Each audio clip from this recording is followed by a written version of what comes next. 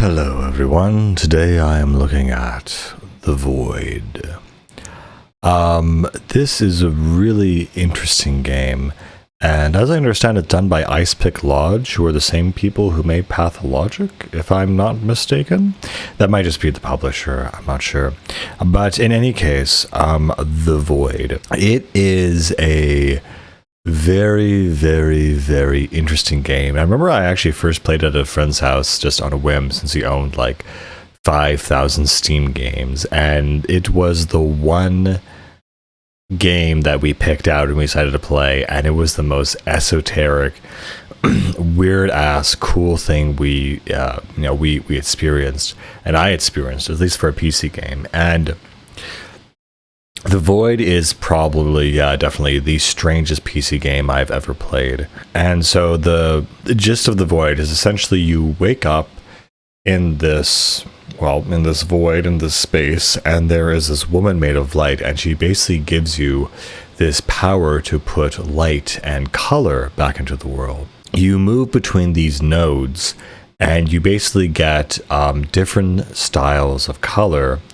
and you can use them either to attack certain enemies or plant them into trees, and then those trees in turn will produce more light for you to gather as you go forward in time in the game. Also, when you move between each node, there is a time thing that passes.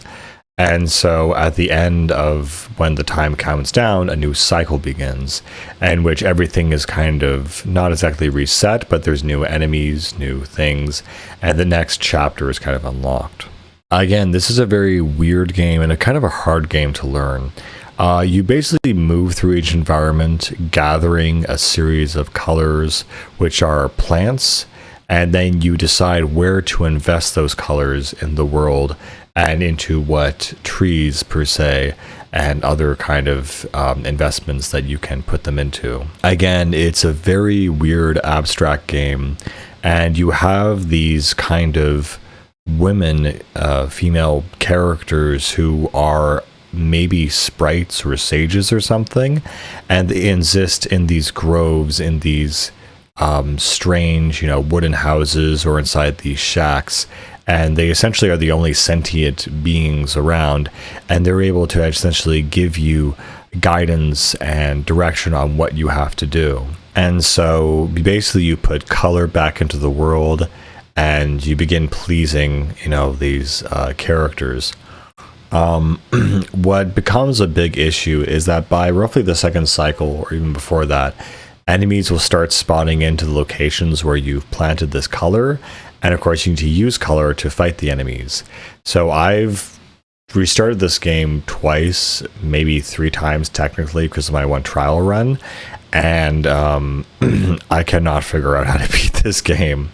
It's honestly very difficult to me, and the enemies are just, there's a lot of them, and the big issue I ran into is that my trees got a lot of diminishing returns, and once they're seeded, you can't reseed them. So maybe I have to put more color on in the initial planting of the tree, but again, I was always very low on color, and I was not able to figure out exactly what I had to do. Aside from that, though, I love the atmosphere in this game. It is very cool, very abstract. You have a body where essentially each organ holds a different color, and your body is made of plasma or light or something. And so how you manifest these colors and use your resources, kind of determines the outcome of the game, really. There were definitely flying creatures and whatever, and other creatures on the ground. And the big issue that I ran into was that there were also bosses in this world, which to me I just thought was kind of insane, because it takes enough color just to take down a normal enemy, but to take down a huge boss, you need to be really aware of what you're doing, essentially. Also, typically your movement is generally fairly slow in the world, and so you need to be aware of how long it takes to get from one end of the map to another. Again, some levels are very small and very short, and some levels are very large. Altogether, I really, really love this game, though. It has such a weird mood, aesthetic. It's very, very abstract, and I just like it, honestly. There's nothing else or more to it than that. What also I really, really enjoy about this game is actually the opening.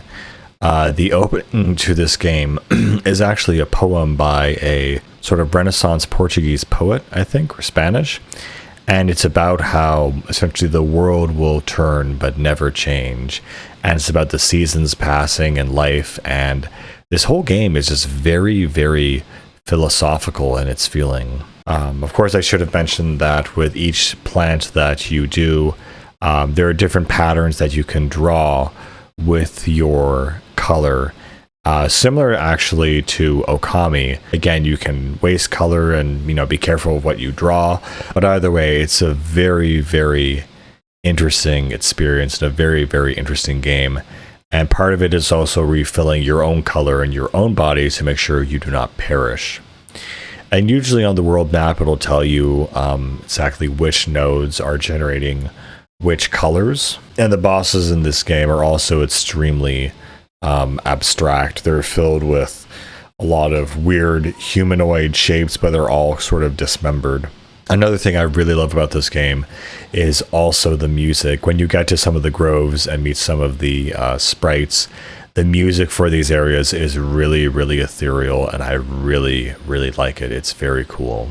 Again, I do have very fond memories of this game, just playing it and looking at it and the abstract architecture and the mechanics and just thinking, what the heck is this? And being really enthralled by it to a great degree. But anyway, I don't really have much else to say about The Void, except this game is more like a piece of art and an art project than it is a video game.